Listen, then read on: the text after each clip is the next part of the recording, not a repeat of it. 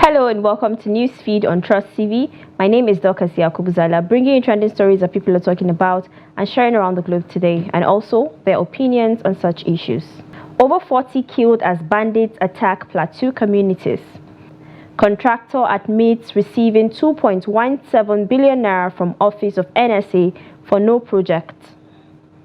Teacher arrested for beating 8-year-old pupil to coma in Anambra. One person dies during severe turbulence on London-Singapore flight. Now, top on what's trending, over 40 persons have been killed by bandits in Zurak, Kompani and Bandalala communities, Bushar district of Wasi local government area of Plateau State. Some Wasi residents who spoke to newsmen on the phone said the attacks on the villages occurred on Monday night when residents were retiring from the day's work. The bandits, according to the residents, attacked the villages simultaneously. They set houses on fire, leading to pandemonium in which some of the residents were killed and others sustained injuries. Over 30 persons were reportedly killed in Kompani, Zurak, while another 10 were killed in Bandalala, with several others still missing. Residents of the attacked communities have fled to neighboring villages to seek refuge. Now, a netizen said, "What's going on in this Nigeria? Who are the bandits that they can't be wiped out?"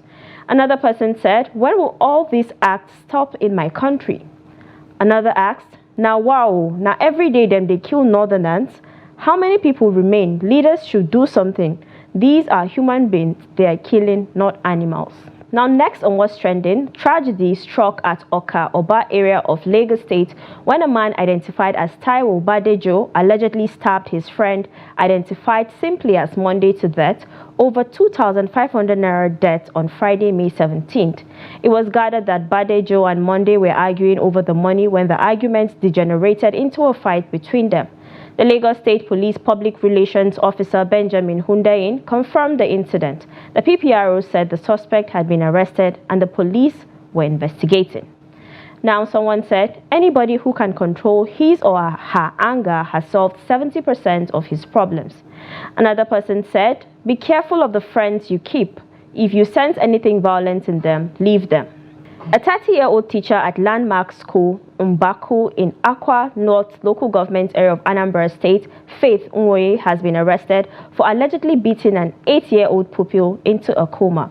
The State Commissioner for Education, Ngozi Chuma Ude, who disclosed this while briefing journalists in her office on Monday, May 20th, said that the school has been permanently shut down.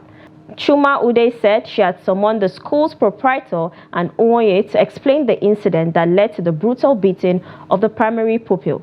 The commissioner added that the teacher would be brought to book. Now, someone said, "Lots of Nigerian teachers are always angry. The economy situation has affected them so much that they transfer their family problems to pupils in school." Another person asked, "What could a child of 8 years do to make a grown woman beat him or her to near death? That's why most of them can't stay with another woman's child, because of the wickedness that's eaten deep into their lives. Even if the child survived this trauma, the teacher should remain in prison because another child might be a victim, God forbid." Another said, "I think at this stage, all schools should take serious precautions and should recommend a serious fasting and prayers for all teachers and students across all schools. Schools in Nigeria are getting dangerous day by day." The Central Bank of Nigeria, CBN, has raised the interest rate by 150 basis points from 24.75% to 26.25%. Following a two-day meeting, the bank's Monetary Policy Committee, MPC, agreed to increase the monetary policy rate, MPR, for the third straight time to rein in the country's soaring inflation levels, pegged at 33.69% in April 2024.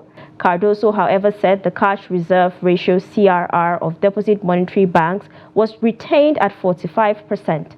The CBN chief, who admitted the rising inflation levels in the country, said the key focus of the MPC meeting was to achieve price stability by using tools available to rein in inflation. Now, a netizen said, "Tax collectors on the throne, no mercies. No reasonable investors would ever put their money in an unstable economy, almost like a daily increase and change in policies. What a regime." Another person said, "Now wow, this is not just fair. You're making life more difficult for a common man." Another opined, $1 can buy you chicken for a full week in America. What can 5 naira buy for you in Nigeria? Now, the Nigerian Army has provided an update on the temporary closure of Banex Plaza in Wuse, Abuja, following a recent incident where soldiers were brutally attacked by yet-to-be-identified hoodlums. In a press statement issued on Monday via X by the Director of Army Public Relations, Major General Onyema Nwachukwu, the Army shed light on the circumstances surrounding the closure and the measures being taken to address the security situation. According to the statement, a group of hoodlums launched a vicious attack on some unarmed Nigerian Army personnel carrying out internal security duties in the area on Saturday. He added that it is important to note that the soldiers attacked were unarmed, did not engage in any form of aggression, and posed no threat to anyone. Therefore, the cruel treatment meted out to them was entirely unwarranted and unjustifiable. Now, a netizen said, "Can anyone with knowledge answer me as to why the army would be patrolling civilian streets? I'm not too familiar with laws here, but abroad, you can't see the army, military performing roles of the police unless in the most extreme situations." Another person said, "I think the attack should be condemned by every well-meaning person. We all are safe as a result of these people's job. They should be respected." Another wrote, "Good lesson. After you people sold iPhone 15 with fake battery that swelled up under 1 week, you think saying that everybody you go they cheat." Now let's take a short break, and when we return, you get to know why you should not abuse the naira for whatsoever reason. Stay tuned. Welcome back, it's Newsfeed. Now, a contractor, Olubenga Obadino, who is being prosecuted by the Economic and Financial Crimes Commission, EFCC, for receiving payments from the Office of the National Security Advisor, NSA, on November 28, 2015, without any contractual agreement on Monday, May 20, 2024, told the Federal High Court Abuja, presided over by Justice Nnamdi Digba, that his company received 2.17 billion naira from Office of the NSA for no project. He added that the payments made to his company, Almond Projects Limited, was neither meant for installation of power plants in Yobe State, nor for any power project whatsoever in the state. A statement released by the EFCC says Obadino and his company, Almond Projects Limited, first and second defendants respectively, are being prosecuted by the EFCC on an 8-count charge bordering on conspiracy, official corruption and money laundering to the tune of 2,007,190,000 naira, being payments they allegedly received from the Office of the National Security Advisor under Colonel Sambo Dasuki, retired on November 28, 2015, for doing nothing. Neither was he scheduled to do anything on behalf of the federal government. Now, a netizen said, "Send him to life imprisonment to make fair on him instead of death sentence." Another said, "This is one payment. If they dig more, God knows what will come, especially this new project of trillions. God knows." Another person opined, "Now wow, Nigerians, it's a pity we find ourselves in such sad situation. Just one person stealing such money. How many more?" Still talking about EFCC, investigators of the Gombe Zonal Command of the EFCC have arrested a woman identified as Janti Emmanuel for allegedly abusing the Nigerian currency in Gombe. She was arrested on Monday, May 20, 2024, following intelligence that spotted her spraying naira notes at a social event.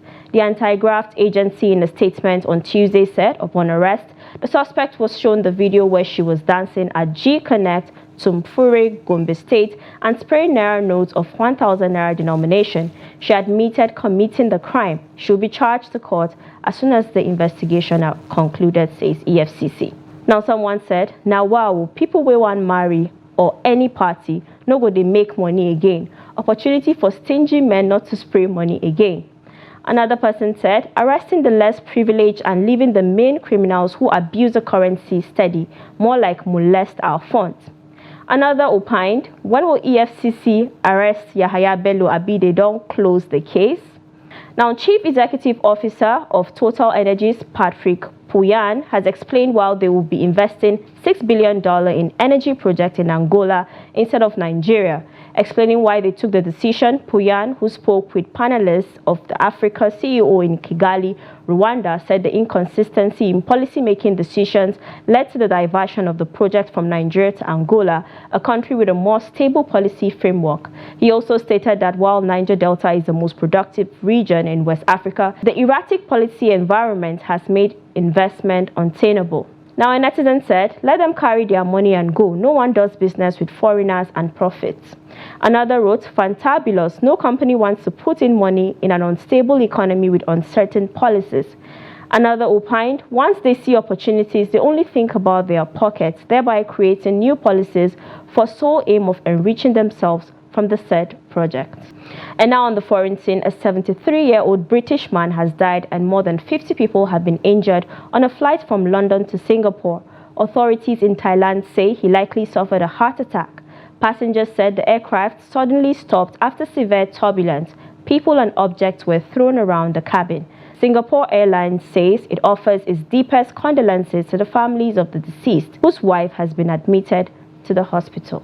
Now, a netizen said, a reminder to everyone that severe turbulence is extremely rare and most of us will never experience it in our lifetime. Additionally, planes are built to withstand the stresses caused by the turbulence. You won't drop out of the sky.